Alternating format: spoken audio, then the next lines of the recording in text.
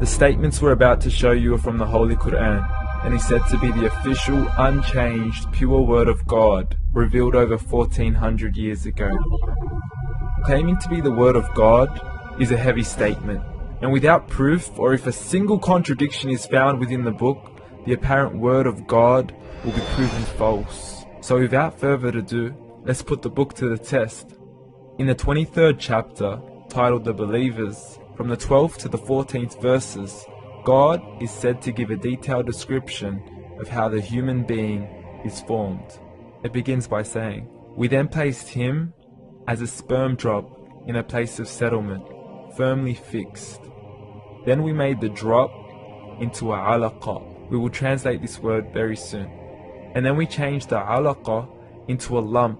Then we made out of that lump into bones. And then we clothed the bones with flesh. Then we caused him to grow and come into being and attain the definitive human form." In the 21st century, we can now safely say that this verse is clearly describing the process of human development in correct chronological order. However, what we should be paying attention to in particular is the second stage, referring to the development of the embryo. The specific word used to describe the embryo in this verse is the word alaqa. The word alaqa, when translated into English, can mean three separate things. Firstly, a blood clot, or to be suspended, that is to be hanging or clinging to something, or thirdly and finally, a leech. Now, all three definitions don't come anywhere near what we perceive to be the human embryo. So, why are these words used, and what significance do they share with the human embryo? Can the embryo be described as a blood clot? Well, what do you think?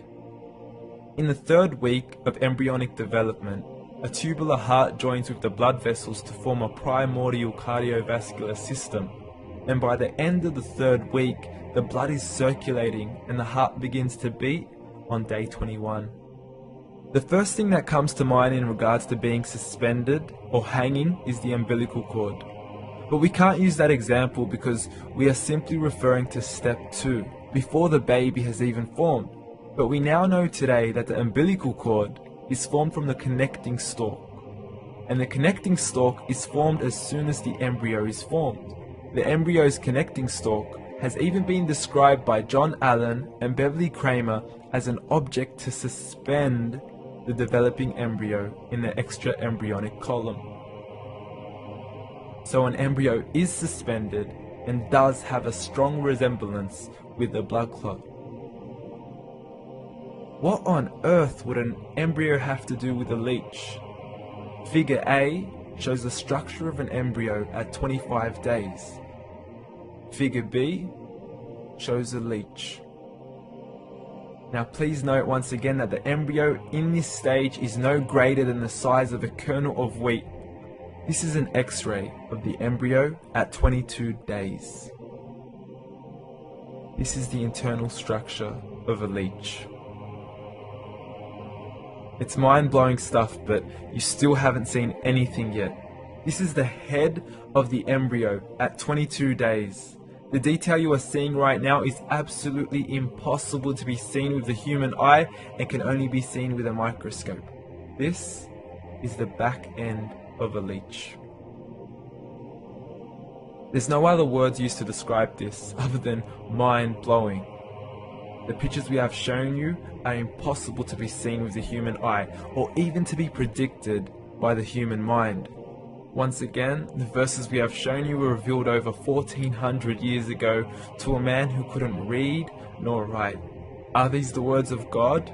Descriptions of the human embryo in the Quran cannot be based on scientific knowledge in the 7th century.